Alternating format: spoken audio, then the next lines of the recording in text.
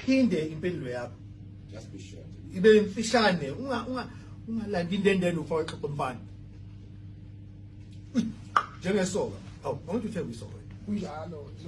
uzwa ufazi wombuso emikhona la umikhona ethi wasebenzisa igama lokuthi abantu abalwe uthi yena wathi mayiqaphuna ligama wathi kusho ukuthi yena ngokomqondo wakhe wena wogqumezela ukuthi abantu bavuka umbhedukazana khona ungakusho mayelana nalokho na Ayibhuda ichoba into ala kanina.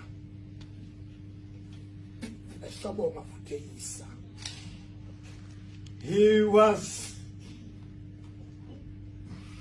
he was telling a lie, your worship, in this honorable court, and